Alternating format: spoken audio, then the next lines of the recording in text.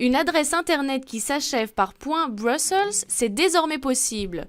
Outre le fait de renforcer l'image et l'identité de la région bruxelloise, cette nouvelle extension pallie une certaine pénurie. Les domaines génériques comme .com, .org, .net existent depuis plus de 20 ans et donc tous les mots courts, tous les mots usuels à peu près dans toutes les langues sont évidemment déjà enregistrés. Cette extension qui se veut multilingue est la nouvelle porte numérique de la capitale.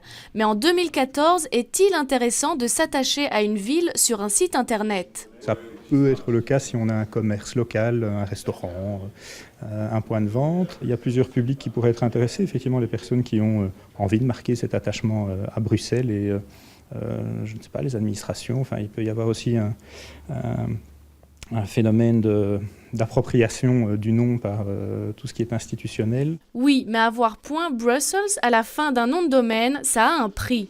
Il est d'environ 100 € pour les entreprises et les organismes publics, dont 20 sont à reverser chaque année. Pour les particuliers qui souhaiteraient leur nom et prénom suivis de l'extension, le prix avoisinerait les 4 € par an.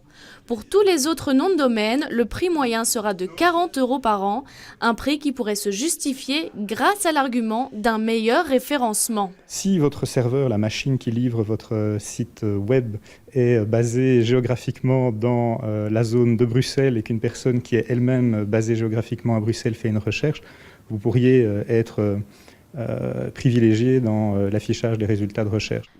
.brussels peut être attribué à n'importe quel site internet, pour autant qu'il soit basé dans le Benelux.